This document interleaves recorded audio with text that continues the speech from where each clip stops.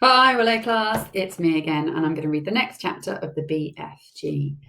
We're now on to chapter 18, The Palace. I hope you can see me. The sun is streaming through my window here. It's absolutely lovely. By gumdrops, whispered the big friendly giant. Is this really it? There's the palace, Sophie whispered back. Not more than 100 yards away, through the tall trees in the garden, across the mown lawns and the tidy flower beds, the massive shape of the palace itself loomed through the darkness. It was made of whitish stone. The sheer size of it staggered the BFG. But this place is having 100 bedrooms at least, he said. Easily, I should think, Sophie whispered. Then I is boggled, the BFG said. How is I possibly finding the one where the Queen is sleeping? Let's go a bit closer and have a look, Sophie whispered. The BFG glided forward among the trees. Suddenly he stopped dead. The great ear on which Sophie was sitting began to swivel around. Hey, Sophie whispered, you're going to tip me out. Shh, the BFG whispered back. I was hearing something. He stopped behind a clump of bushes. He waited. The ear was still swinging this way and that. Sophie had to hang on tight to the side of it to save herself from tumbling out. The BFG pointed through a gap in the bushes, and there, not more than 50 yards away, she saw a man padding softly across the lawn. He had a guard dog with him on a leash. The BFG stayed as still as a stone. So did Sophie. The man and the dog walked on and disappeared into the darkness. You was telling me they had no soldiers in the back garden, the BFG whispered. He wasn't a soldier, Sophie whispered.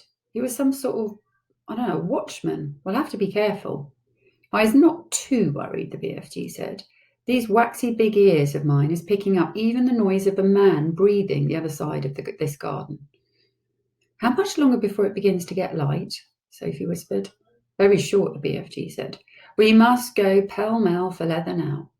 He glided forward through the vast garden, and once again Sophie noticed how he seemed to melt into the shadows wherever he went.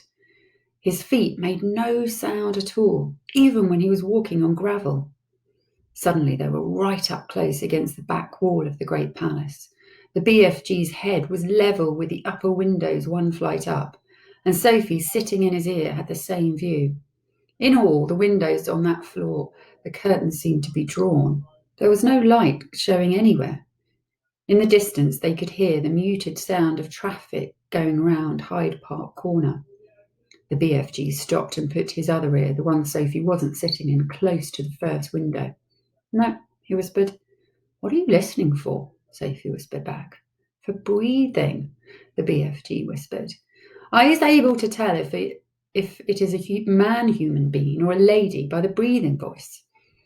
We has a man in there, snortling a little bit too.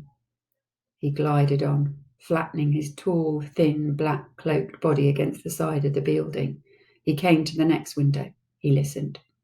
No, he whispered. He moved on. This room is empty, he whispered. He listened in at several more windows, but at each one he shook his head and moved on.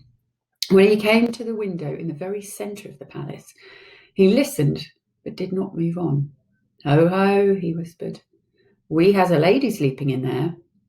Sophie felt a little quiver running down her spine. But who? She whispered back. The BFG put a finger to his lips for silence. He reached up through the open window and parted the curtains ever so slightly.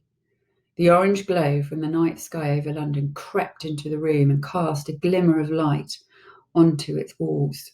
It was a large room, a lovely room, a rich carpet, gilded chairs, dressing table, a bed, and on the pillow of the bed lay the head of a sleeping woman.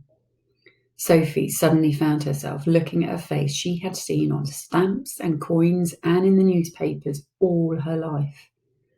For a few seconds she was speechless. Is that her? The BFG whispered. Yes, Sophie whispered back. The BFG wasted no time. First, and very carefully, he started to raise the lower half of the large window. The BFG was an expert on windows. He had opened thousands of them over the years to blow his dreams into children's bedrooms. Some windows got stuck, some were wobbly, some creaked. He was pleased to find that the Queen's window slid upwards like silk.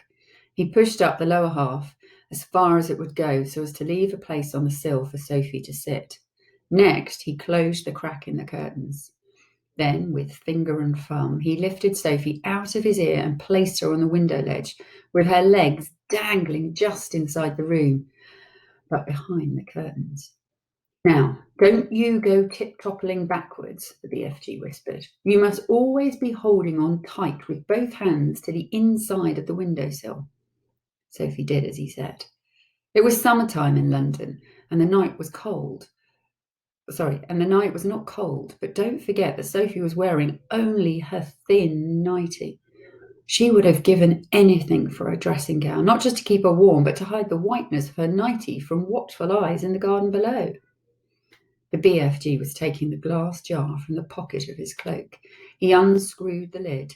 Now, very cautiously, he poured the precious dream into the wide end of his trumpet.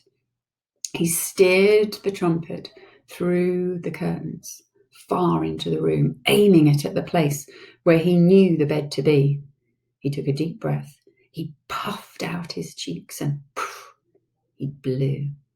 Now he was withdrawing the trumpet, sliding it out very, very carefully, like a thermometer. Is you all right sitting there? He whispered. Yes, Sophie murmured. She was quite terrified, but determined not to show it. She looked down over her shoulder. The ground seemed miles away. It was a nasty drop. How long will the dream take to work? Sophie whispered. Some takes an hour, the BFG whispered back. Some is quicker. Some is slower still, but it is sure to find her in the end. Sophie said nothing.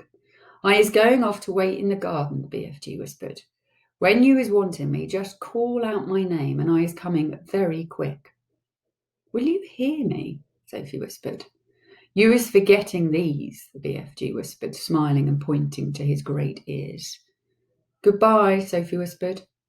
Suddenly, unexpectedly, the BFG leaned forward and kissed her gently on the cheek. Sophie felt like crying. When she turned to look at him, he was already gone.